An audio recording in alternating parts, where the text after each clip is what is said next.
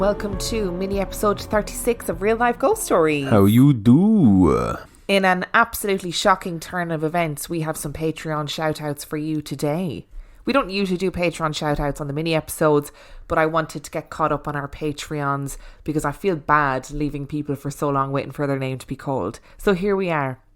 Patreon shout-out on a mini episode. What is the world coming to?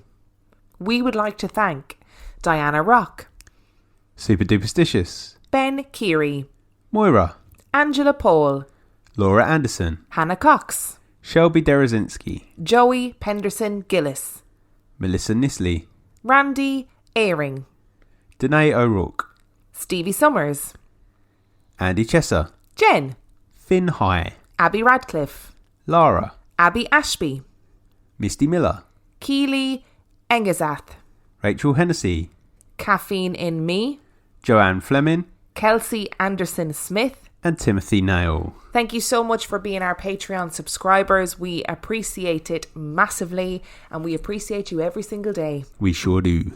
I also have a promo this week. I'm breaking all the rules this week because I was meant to do this promo in Sunday's episode and then I completely forgot. Because if I don't write stuff down, I just don't do it.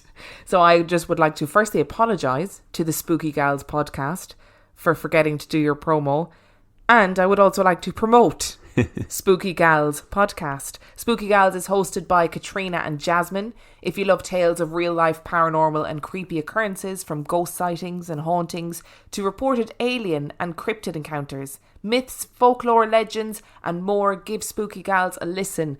I binged their entire back catalogue in a couple of hours the other day while I was cleaning the house. So each episode is about half an hour long. I would particularly recommend the Alien Hand Syndrome episode because that's a real illness and that terrified me. So I'm going to play their promo now. Hello and welcome to Spooky Gals, the podcast where we explore all sorts of real life paranormal and creepy occurrences, from ghost sightings and hauntings to reported alien and cryptid encounters, myths, folklore, legends and more. Every week we'll cover a different true spooky story. We're your hosts. I'm Katrina. And I'm Jasmine. And you can check us out on our website at spookygals.buzzsprout.com or on Apple Podcasts, Stitcher, Spotify or wherever you get your podcasts. Thank you all so much and stay spooky. Goodbye. Bye. That was Spooky Gals. Make sure to go and listen to their podcast. And I've got 2 listener stories for you today. Uh-oh. Just to let everybody know, these 2 stories are from the first week of February. Are you ready for story number 1? Never ready for this. Story number 1 comes from Heather. My mom always seemed to have what I guess you'd call a sixth sense. I mean, she isn't a psychic. She can't see the future or talk to spirits. But she just always seems to know things.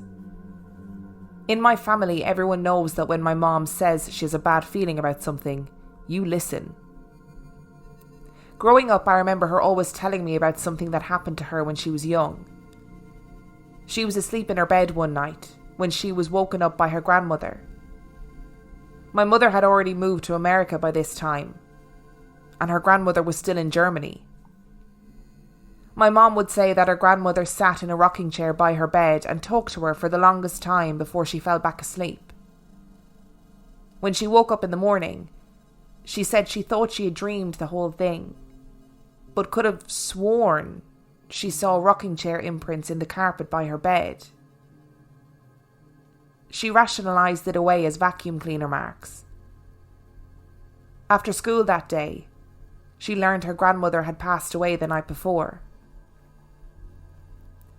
That story always fascinated me, and although I believe she experienced this, I always thought it was coincidental, a dream, or maybe something like a premonition, but not an actual visit by her grandmother. But one night about 30 years ago, I was finally able to witness my mom's ability. My sister and I were watching TV with our mom. This was in the late 80s, before satellite TV was in every American home, so we just had cable. As we were watching the show, we thought the cable had gone out because the picture disappeared, and the screen showed nothing but static. This was not an unusual occurrence, and we usually use these opportunities to run to the restroom or grab a snack. There was no pausing live television back then, so we took advantage. My sister got up to go to the kitchen, and I sat there waiting for the show to come back on. I looked over to my mom and noticed that she had a strange look on her face, and was just staring at the TV like she was in a trance. I spoke to her, but she didn't seem to hear me, and she didn't respond. I called her name a few times and still nothing. At this point, I started to get a little scared that something was wrong with her. I called my sister from the kitchen. We kept trying to get her attention, finally shaking her shoulder hard to get a response. She looked dazed and asked, "Did you see that?" We were both very confused and asked her what she was talking about. She said, I just saw my cousin Jimmy on the TV. He was trying to say something. I could see his mouth moving, but I couldn't hear anything he was saying." We told her that all we had seen was static. Hearing us say that made her look even more confused than she already did. We must have been looking at her like we thought she was crazy, because she laughed nervously and said she must be losing her mind. I remember her trying to joke around like it was nothing. At this point, I was thinking that she had had a mini stroke or something, and I was about to call 911. I asked her if everything was all right, and she reassured me that she was okay. She tried acting normally by talking to us about other things, but I could tell by her body language and the vacant look in her eyes that she was thoroughly spooked. Less than 10 minutes after the cable had gone out, it came back on. We uneventfully watched the rest of the show, and a few hours later the phone rang. It was my grandmother. At about the same time our TV had gone out, my mom's cousin Jimmy had been up on the roof of his house, thousands of miles away. He was trying to fix his television antennae, and he was electrocuted. He died instantly. That's some real Sixth Sense, isn't it? Like from her mother. I can understand as well the fear of that child if your mother's in a trance and then she's saying, "Did you see Jimmy on the TV?" Like, I would be thinking, "Oh, is she having a breakdown? Is she having a stroke? Is something happening to her?" So I can understand that must have been such a horrible experience for everybody involved. Yeah. And then what do you do when you get that? Like, how do you... I don't even know how you deal with that. Getting that phone call then saying that Jimmy had died on the roof in a really apparently freak accident. It's odd because I don't really see what the purpose of it is either. I've never really understood like that gift. Because it's not like you can prevent it. True. It's just like, maybe it's something to do with settling your own soul about what's about to happen. Like preparation for it maybe. But it's quite odd, isn't it? Quite an odd one. I thought the story about her when she was younger and having her grandmother read to her in the rocking chair was cool. Particularly seeing the rocking chair imprints on the carpet.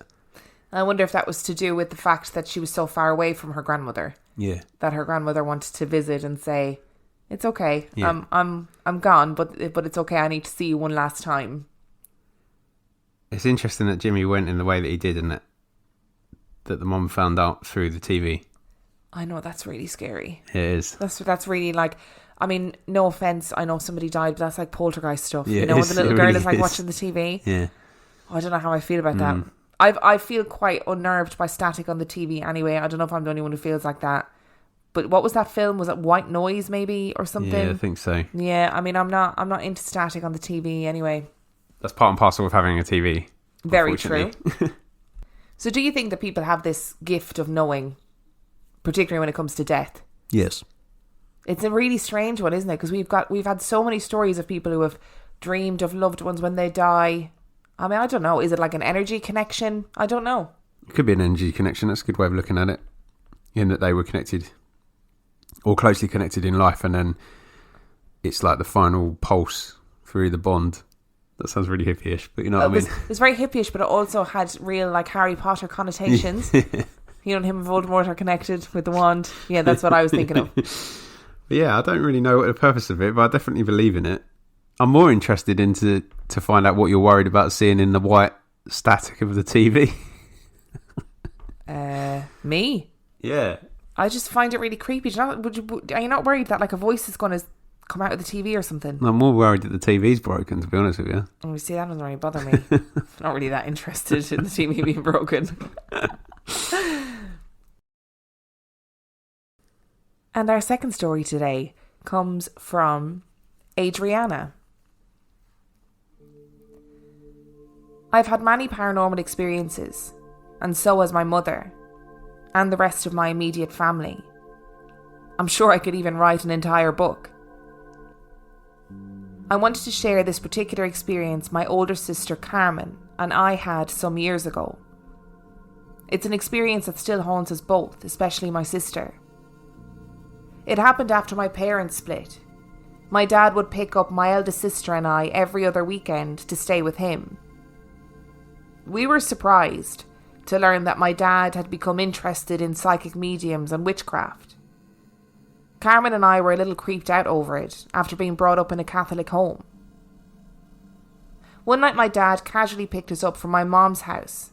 I was about 12 and Carmen was 14. When we got in his car, he told us that he had to meet with a friend somewhere in LA, which is about a 45-minute drive from where we were, and he needed to take us along with him. He instructed us not to tell anyone about this meeting. My sister and I looked at each other and thought it was a bit weird, but we agreed to keep our mouths shut. So we arrived at this person's home. It was a rather large American craftsman-style house, and it was about 6 p.m. The sun had already gone down, and the atmosphere from this home felt quite dark. I suddenly felt a feeling of heaviness on my chest when we pulled up, and Carmen felt quite uneasy herself. So we were greeted by this mysterious friend of my father's at the door. I remember she had very dark, round, piercing eyes. I felt like she could look into my soul. Her name was Alicia. She welcomed us in with a large smile, and the heaviness I felt before got stronger. I whispered to my sister how I felt, and I told her I couldn't wait to leave. Alicia and my dad stepped away into the kitchen for a minute, and I could hear them whispering. My dad stood by the door frame and kept looking over at us. I heard Alicia tell my dad, "It's time. Come on." Alicia walked towards Carmen and I and corralled us into another room that had a large fireplace, with lit candles all around it. There were about 10 other people in that room, all sitting on the floor. Alicia introduced us to the group, and my dad told us to sit on the floor in the back of the room and told us to sit there quietly. Alicia had stepped out for a moment, and she immediately returned holding 2 statues. They were both roughly about 2 to 3 feet tall. One statue was of a Native American chief in a sitting position, and the other one was of a man too. But this one looked a bit strange. He wore a black suit with a white shirt, had black hair and a large moustache, had a cigar in his mouth, and was holding a money bag. She walked over to Carmen and I and introduced him as San Simon, which is Saint Simon in Spanish. Alicia held on to him and kissed his cheek and danced around with him, and the people applauded and laughed. Alicia looked at the statue and said, "Oh, look, he's blushing." My sister grabbed my arm, digging her fingernails into my skin, and whispered, "Look at the statue's face. He really is blushing." To my surprise, when I looked at his face, it kind of did seem like he was. But I told myself that it was impossible, because he was just a statue. The group, including my father, then became quiet when Alicia ordered them to stop talking and said it was time to begin, and they all began to chant something. I couldn't really make out what they were saying, because as the chant became louder, I felt like I was going to have some sort of panic attack. I reached over for my sister's hand for comfort, and I placed her hand over my heart without saying a word so that she could feel how fast my heart was beating. She looked scared and gestured to me to plug my ears, so we both did. As we both sat there with our ears plugged, I saw that each person stepped forward one at a time. Alicia gave them some sort of blessing, and each person left an offering to Saint Simon, like cigars or bottles of liquor. After they were done with whatever they were doing, I walked up to my dad and asked if we could please leave. He looked at me like I was being a pest, but then my sister approached him too and said she was hungry and reminded him that we hadn't had our dinner yet and it was already about 9 p.m. We'd been there for about 3 hours, and we finally left after saying goodbye to creepy Alicia. This was our first encounter with Alicia and her creepy statues. The statue of the chief didn't bother me too much, but the statue of the saint, he bothered me. Our second and last encounter with Alicia and Saint Simon was when shit got real. It was my dad's weekend again. He picked us up from my mom's house, and as soon as I buckled myself in, I right away asked him where we were going. And he said we were going to my aunt's house in LA for dinner, and both my sister and I sighed with relief. We did go to my aunt's house for dinner, like he said. The grown-ups were in the kitchen talking, and my sister Carmen and I were having dinner with 2 of my cousins. My cousin Maribel, who was about 17 at the time, and her younger brother Javier, who was about 12 like me. My aunt came into the dining room to check if we had had enough to eat. Then she said to make sure to use the restroom after we were finished and to put our jackets on. Carmen looked over at Maribel and asked where we were going, and before she could even answer, Javier responded, "We're going to a river or something like that to meet a witch named Alicia. Have you guys met her?" Carmen looked at me in complete fear, and I felt my heart sink. Carmen told our cousins about the recent encounter with Alicia, and I could tell that whatever experience my cousins had with her wasn't a pleasant one either by the look on their faces. So my dad, Carmen and myself carpooled with my aunt, uncle and cousins. It was roughly around 7 p.m. We arrived at Alicia's place of business. She greeted us and asked us to come in, and told my dad that they were just waiting for a few more people. Even though I had used the restroom before leaving my aunt's house like she had instructed us, my bladder must be the size of a pea, so I needed to pee again. Alicia showed me to the restroom, and as soon as I sat to pee, I noticed that there was a Saint Simon statue directly in front of me. I felt as though he was watching me, and of course my pee was coming out super slow. I got out of there as soon as I could. I noticed that Alicia kept looking at me, and it made me very uncomfortable. Anyway, once we got to this river, they began chanting like they did the last time. Alicia then gave us all a white votive candle. I remember the wax melting down and it dripping directly onto my hand. But since it was a cold January night, the heat from the candle wax actually felt good on my cold hand. Alicia had part of the group get in a straight line, including my father, and one by one she had them get into the freezing cold water for a spiritual cleansing bath and anointed them with oil. Alicia told everyone that if we felt something tap us on the shoulder or call our names, we were to just ignore it, and explained that there were wandering spirits trying to get our attention. I found it completely strange that when she said that, I almost immediately felt someone tapping on my right shoulder. Then I felt like someone was throwing small pebbles at me, and the woman who was standing near me felt it too, and she looked over at me and said that it was a ghost throwing pebbles at us, and that he wanted to get our attention.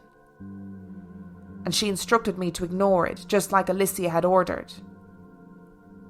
After each person was dunked in the lake, Alicia and the group chanted. After she had gotten maybe to her 4th person out of about 10, my sister Carmen began to pant and grabbed my arm very hard. I looked over at her and she was crying. She said she was very scared because she felt a small hand touch her hip and was now tugging at the end of her sweater. I was trying to comfort her, but then she began to tremble and seemed to be on the verge of a panic attack. So I asked my cousin Maribel to stay with her as I went to look for my aunt. My aunt looked concerned after seeing Carmen and walked up to Alicia and told her that my sister was freaking out. Alicia told my aunt that my sister was a sensitive and was picking up on all the surrounding energy. She held on to Carmen for a few seconds, whispered something in her ear, then poured some of the oil she was using to anoint people on Carmen's head. She patted her back and told my aunt that she should be fine after that. Alicia continued on with her ritual, and Carmen's hand was clenched to mine. She began to shake with fear and silently cried. She asked me not to tell my aunt again, and I asked her what Alicia had whispered in her ear, but she said she didn't know. Carmen has always been protective of me, like most older siblings are with their younger siblings. But that time I felt like it was my turn to put on my big girl pants and protect her instead. I grabbed both of her hands and told her not to look at her surroundings, just to focus on me and to try and tune them out. And I began to pray. I was scared, and I couldn't remember the Lord's Prayer or any prayers at all that my mother had taught us, so I just asked for God's protection and the Archangel Michael. I was still able to faintly hear chanting from the ritual in front of us, but I could see that Carmen was beginning to calm down, so I continued to pray. But then the chanting stopped. I looked over at Alicia, and I saw that she had her right hand up, like she was ordering the group to be quiet. Then she picked up her San Simon statue from a small folding table that she had next to her, and held his face up against her ear. The statue's lips were against her right ear like he was whispering to her. Then she turned around, and with a loud, frustrated tone, she said, "San Simon has just brought to my attention that there's somebody here that doesn't believe in what we're doing." Everyone remained silent. Then the group seemed to have parted into two sections, leaving my sister and I in plain view. I could see that my dad was the next person in line for his cleansing bath, and he too was looking at us, but he didn't say a word. I could tell by his look that he knew it was us and wanted us to stay quiet, so we did. Alicia then shouted, "Whoever doubts me, come forward, and I will prove to you right now what I'm capable of." I could feel Carmen's grip on my hand get even tighter. We didn't say anything, and after a couple of seconds, Alicia sighed and continued with her ritual. When she completed the ritual, she asked us all for our full attention, and I will never forget what she said. I got rid of all the negativity that had a hold on all the people that I just cleansed. But all that negative energy I removed from them has to go somewhere. So believe me when I say that there's a beast that is going to come down from there. She pointed at a mountain in the distance. He's going to come down really fast, so when I say run, you better run, and whatever you do not look behind you. Needless to say, I nearly shit my pants.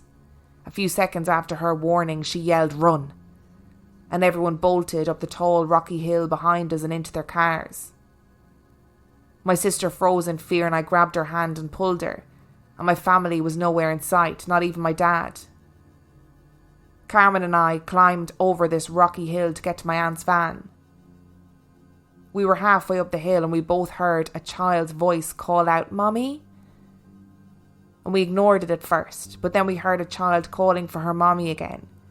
Then I remembered that a couple had brought a small child with them, a little girl, and Carmen knew right away what I was thinking and grabbed my arm and said, "Don't do it, Adriana." I could hear the little girl crying and struggling to climb the large rocks. She couldn't have been older than 4. I looked up to see if I could see her parents coming down for her, but I didn't see anyone. Suddenly my adrenaline kicked in, and I told Carmen to keep climbing and I would catch up.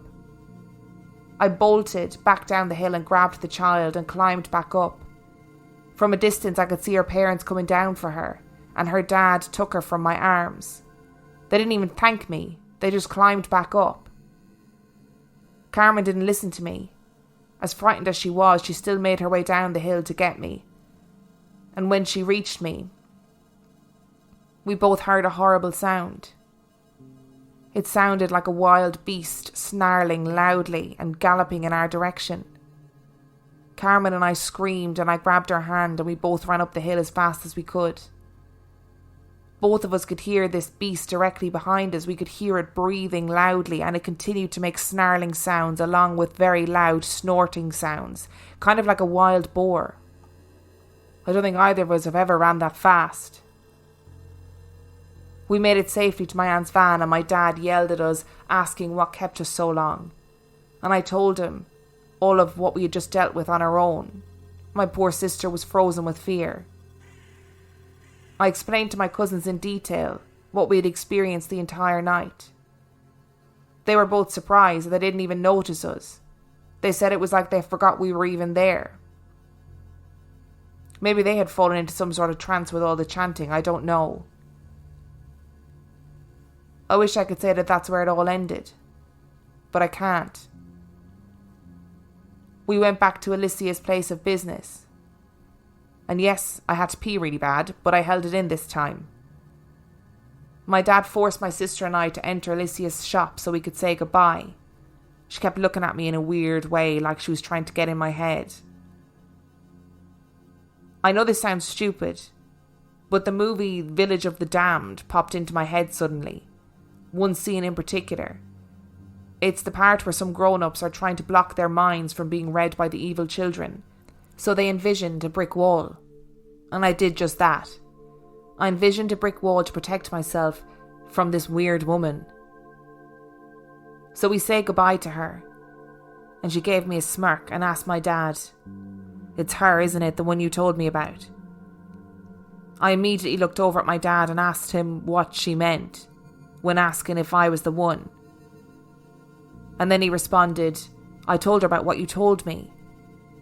About the things that you sometimes hear." My dad put his hand on my shoulder and told me that Alicia wanted to help me with this.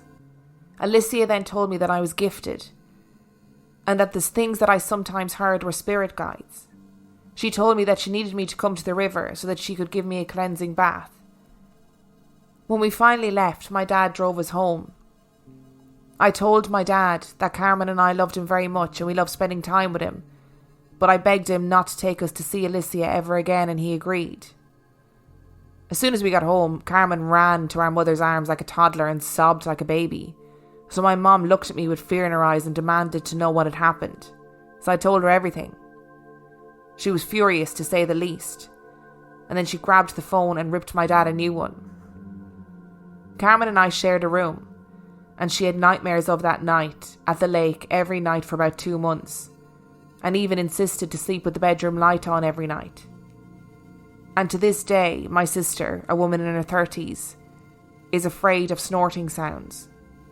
I can't even make snorting sounds like a pig as a joke, because as sweet as she is still very haunted by this experience. And as a reaction, she'd very likely knock my teeth out.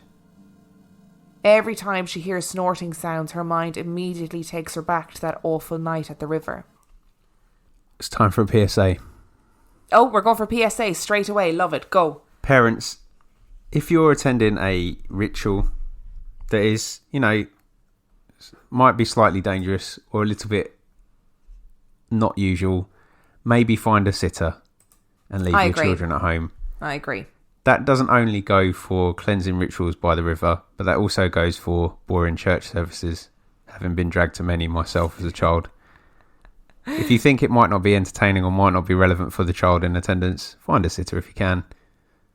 Please.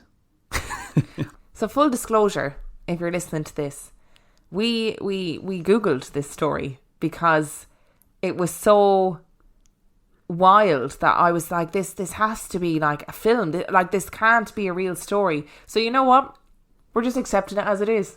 We're just accepting it. So thank you so much for sending it in. I mean, it's terrifying. It is terrifying. And like, I know San Simon is not like a traditional Western religion saint. So it's like it's linked to like Latin folk. No, it's not even right, Latin religion, I guess. So from like ancient religion. I think it's an Aztec thing. I have no idea. It's not my forte, but Adriana did send a picture of what the San Simon statue looks like. Yeah.